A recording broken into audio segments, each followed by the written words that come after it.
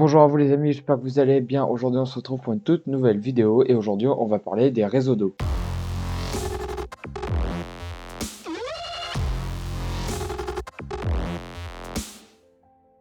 Il existe deux types de réseaux, le réseau sec et le réseau humide. Nous aujourd'hui on va parler du réseau humide, ce qui va comporter le réseau d'eau pluviale et d'eau usée.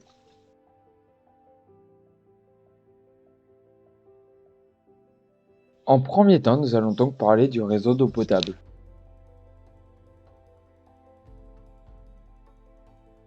L'eau potable est une eau que l'on peut boire ou utiliser à des fins domestiques et industrielles sans risque pour la santé.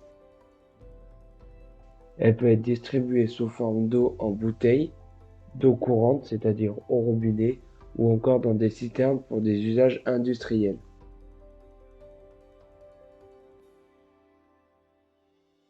Sur une quantité de 100% d'eau, 62% de l'eau provient du robinet et donc des eaux souterraines, nappes superficielles et profondes. Les 38% restants proviennent des eaux superficielles, c'est-à-dire les torrents, les rivières et les lacs.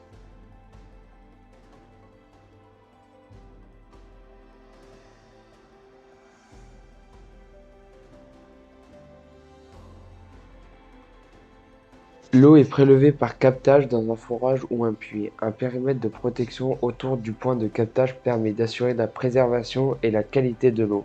Elle permet également de prévenir et de réduire les risques de pollution.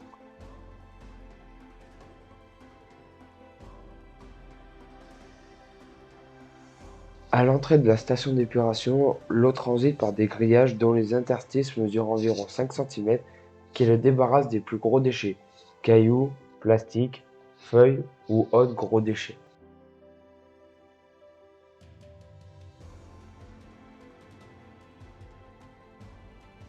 L'eau passe ensuite par un panier avec des grilles nettement serrées, permettant de retenir les petits déchets, petits cailloux, mégots de cigarettes ou brindilles par exemple.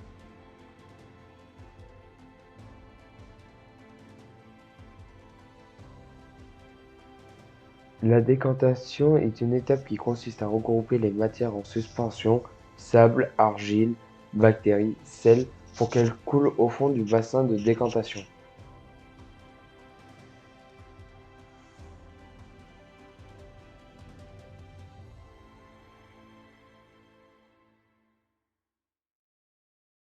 La filtration par le sable est l'une des méthodes de traitement de l'eau les plus anciennes. Un filtre à sable est constitué par une couche de sable à travers laquelle l'eau circule à vitesse relativement faible. Cela permet d'intercepter les dernières particules visibles à l'œil nu.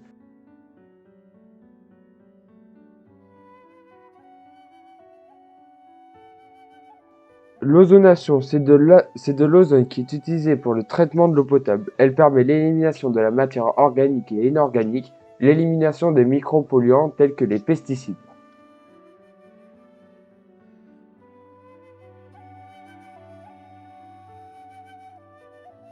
Après l'étape précédente, cette étape-là consiste à faire passer l'eau par un filtre composé de grains de charbon actifs. Ce filtre composé de grains de charbon retient les bactéries. Par derrière, le charbon actif est le composant le plus absorbant actuellement connu permettant de dégrader les matières organiques et micropolluants.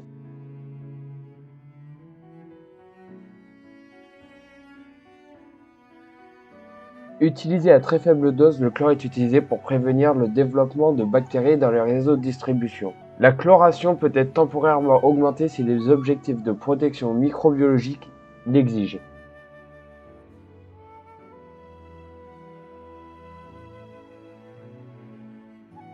Après toutes les étapes précédentes, nous devons donc vérifier que l'eau est bien potable et cela se fait grâce à des organisations spécifiques.